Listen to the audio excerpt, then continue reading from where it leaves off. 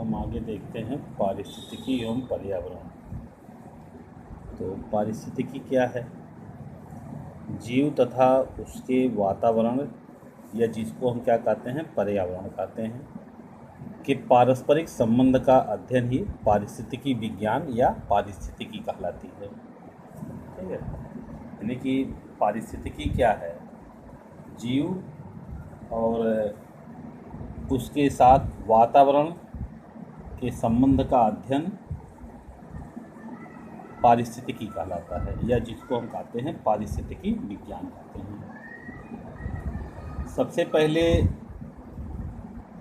Rater नामक जंतु विज्ञान शास्त्री ने इकोलॉजी शब्द का उपयोग किया था। सबसे पहले जो है रेटर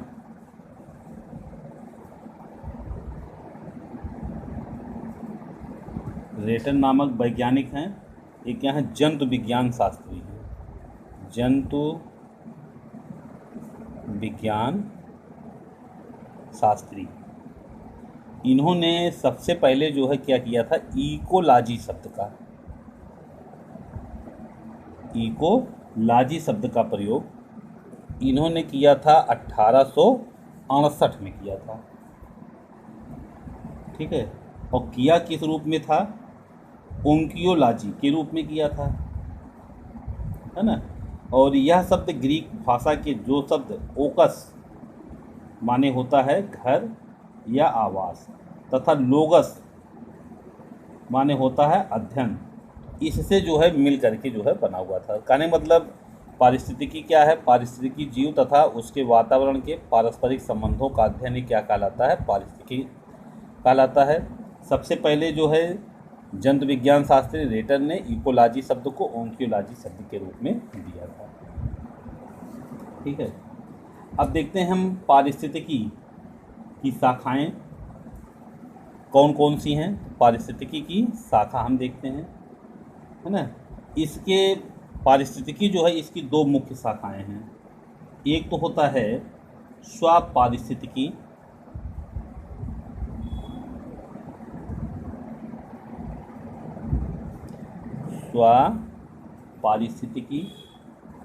और दूसरा है समपारिस्थितिकी।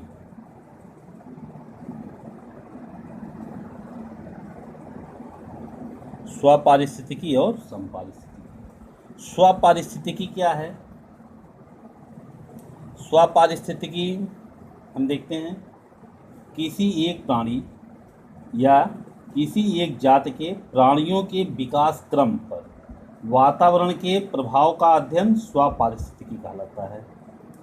किसी एक प्राणी या किसी एक जाति के प्राणियों के विकास क्रम पर वातावरण के प्रभाव के अध्ययन को हम क्या कहते हैं? स्वपारिस्थितिकी कहलाते हैं।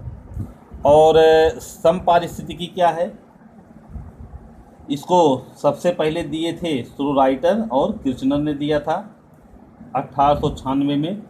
इसके अंतर्गत स्वपारिस्थितिकी के अंतर्गत किसी स्थान पर पाए जाने वाले समस्त जीव समूहों एवं वातावरण के पारिस्थितिक संबंधों का अध्ययन जो है ये कहलाता है समपारिस्थितिकी।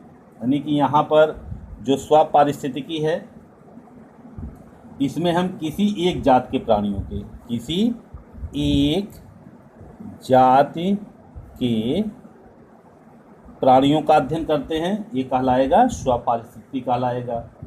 और समपारिस्थितिकी जो है यहाँ पर पाए जाने वाले, यानी किसी स्थान पर पाए जाने वाले समस्त जीव समूहों का, समस्त जीव समूहों का अध्ययन जो हम वातावरण के साथ करते हैं तो इसको हम कहते हैं समपारिस्थितिकी कहलाते हैं। देखिए जो समपारिस्थितिकी है ना, इसके जो है 3 उपविभाग हैं। 3 उपविभाग कौन कौन से हैं?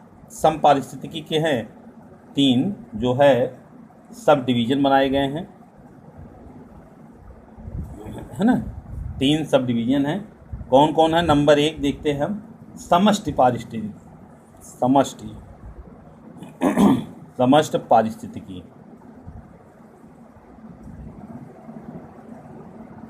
तो समष्टि पारिस्थितिकी में इसके अंतर्गत किसी एक स्थान पर एक ही पादप जाति अथवा जंतु जाति विशेष के संपूर्ण सदस्यों द्वारा निर्मित समष्टि तथा इसके वातावरण संबंधों एवं प्रभावों का अध्ययन करना कहलाता है, समष्टि पारिस्थितिकी कहलाता है। फिर हम देखते हैं दूसरा है समुदाय पारिस्थितिकी।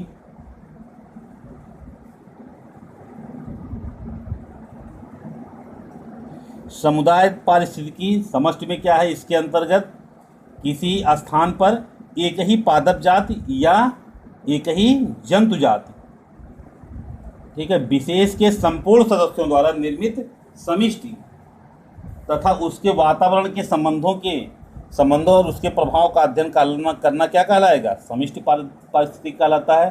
समुदाय में इसके अंतर्गत किसी स्थान पर पाए जाने वाले सभी जाति के जीवधारियों द्वारा निर्मित जैविक समुदाय तथा इसके वातावरण के संबंधों का अध्ययन क्या कहलाएगा, समुदाय पारिस्थितिकी कहलाता है। तीसरा हम देखते हैं पारिस्थितिकी तंत्रीय पारिस्थितिकी। पारिस्थितिक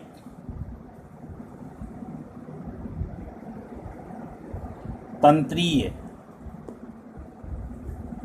पारिस्थितिकी।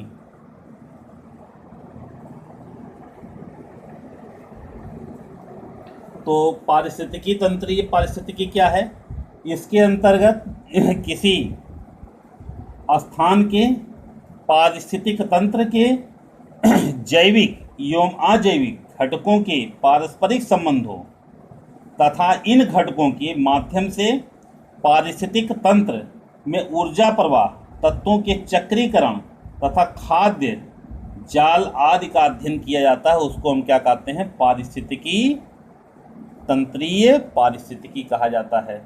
ठीक है, तो ये रहा जो है समपारिस्थितिकी। अच्छा, अब हम देखते हैं कि वासस्थान एवं पारिस्थितिकी कर्मता क्या है।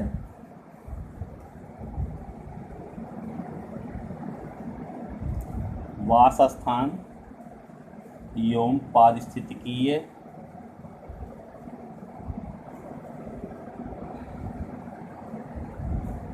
कर्मता।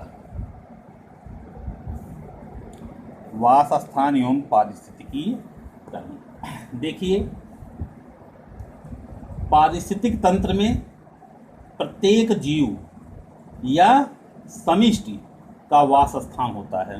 ये जो पारिस्थितिक तंत्र है, इसमें जो है प्रत्येक जीव अथवा समिष्टि का वासस्थान होता है। भाई, जैसे कोई भी जीव है तो उसका वासस्थान क्या होगा, पारिस्थितिक तंत्र ही होगा। तो पारिस्थितिकी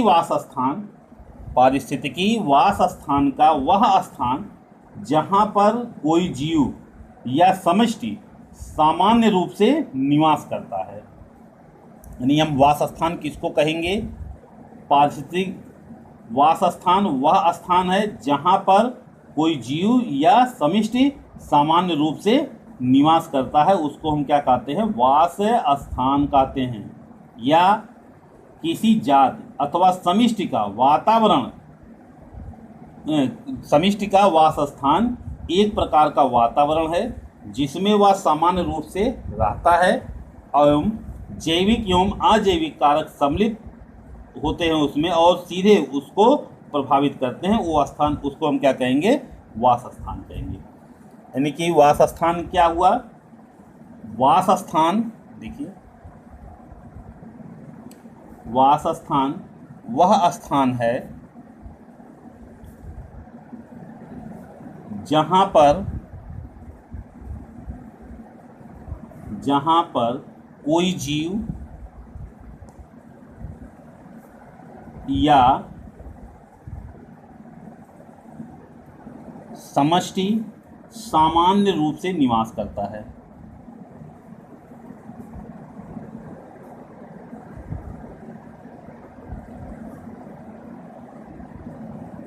उसको हम क्या कहते हैं, वास स्थान कहते हैं। ठीक है, तो ये रहा। सूक्ष्म वास स्थान क्या होते हैं,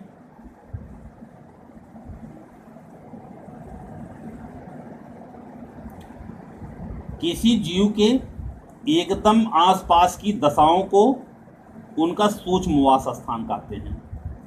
यह सामान्य वास स्थान से औसत दशाओं से भिन्न होता है। सूक्ष्म वास स्थान की दशाओं में जीव के चारों ओर की मृदा की रचना, समीप के पौधों की उपस्थिति, उनका आकार, अन्य जीव आदि जो है इसके अंतर्गत आते हैं। ठीक है, सूक्ष्म वास स्थान। ठीक है, तो ये रहे जो है वास स्थान। अब हम देख सकते हैं कि वास स्थान, सूक्ष्म वास स्थान क्या होता है कि किसी जीव के एकदम आसपास की दशाओं को क्या कहेंगे भाई, जो उनके एकदम आसपास की दशा होती है उनको हम सूक्ष्म वास स्थान कहते हैं। ठीक है, अब हम देखते हैं पारिस्थितिकीय कर्मता क्या होती है। तो पारिस्थितिकीय कर्म स्थिति से तात्पर्य जो है जीवों के लिए वह स्थान जो उसकी सक्रियता के लिए सबसे उपयुक्त हो। यानी कि पारिस्थितिकी कर्म स्थिति, भाई पारिस्थितिकी कर्मता क्या है भाई, जीव जातियाँ वहीं पर निवास करेंगी जहाँ पर वो अपने लिए क्या है हर प्रकार की सुख सुविधाओं को प्राप्त कर सके और आसानी से क्या हो वहाँ पर रह सके, उसकी सक्रियता बनी रहे, उसी को हम क्या कहेंगे, पारिस्थितिकी कर्म स्थिति कहते हैं। ठीक है, तो ये रहे जो है पारिस्थितिकी जो है कर्म स्थिति। देखिए पारिस्थितिकी जो कर्म स्थिति होती है इसके कुछ प्रकार हैं। सूक्ष्म वास स्थान, अब जो कर्म स्थिति के प्रकार हैं ये 3 प्रकार के होते हैं। 3 प्रकार की कर्म स्थिति है।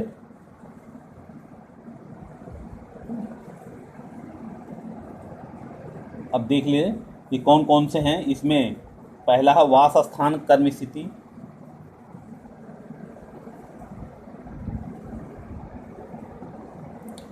है ना, प्रत्येक जाति अथवा आबादी के अधिग्रहण में वास स्थान के विशिष्ट भाग या भौतिक भाग को हम क्या कहते हैं, वास स्थान कर्म स्थिति कहते हैं। ये तो रहे। दूसरा होता है इसमें जीवन प्रकार की कर्म स्थिति। जीवन प्रकार कर्म स्थिति। देखिए निम्न स्तर के शारीरिक संगठन वाले पौधे भली प्रकार से साथ साथ रहते हैं, जैसे वृक्ष हो गए, शाख हैं, वृक्ष हैं तथा झाड़ियाँ हैं। तो ये जो है उनकी क्या है, ये जीवन प्रकार की कर्म स्थिति है। यानी विभिन्न स्तर के शारीरिक संगठन वाले पौधे भली प्रकार से साथ साथ रह सकते हैं। बड़े पौधे, छोटे पौधे, ये सब साथ साथ रह सकते हैं। फिर तीसरा हम देखते हैं पुनरुद्ध भवन। पुनरुद्ध भवन कर्म स्थिति। पुनरुद्ध भवन कर्म स्थिति क्या है, पौधों के बीजों, वृद्धि या कायिक प्रजनन इकाइयों के अंकुरण की परिस्थितियों या समय की भिन्नता के कारण साथ साथ रहने वाली जातियों में कुछ जातियां एक स्थान पर अधिक प्रभावी होती हैं, जिनको हम कहते हैं पुनरुद्ध भवन कर्म स्थिति कहते हैं। अगला है इसमें ट्रैफिक। अगला है ट्रैफिक कर्म स्थिति। ट्रैफिक कर्म स्थिति क्या है, ट्रैफिक कर्म स्थिति जीवों की ट्रैफिक स्थिति से संबंधित होती है। जैसे स्वरूप 2 जलीय कीट नोटोनेक्टा तथा कोरिक्सा एक ही वास स्थान तालाब में रहते हैं, परंतु इनकी ट्रैफिक कर्म स्थिति क्या होती है, भिन्न भिन्न है। नोटोनेक्टा जो है एक सक्रिय परभक्षक है, जबकि कोरिक्सा जो है सड़ी गली वनस्पतियों को खा सकते हैं। भाई रहते तो एक स्थान पे हैं, लेकिन दोनों की क्या है, कार्यशैली अलग अलग है। एक परभक्षक है और दूसरा क्या है, सड़ी गली पत्तियों से अपना भोजन लेता है।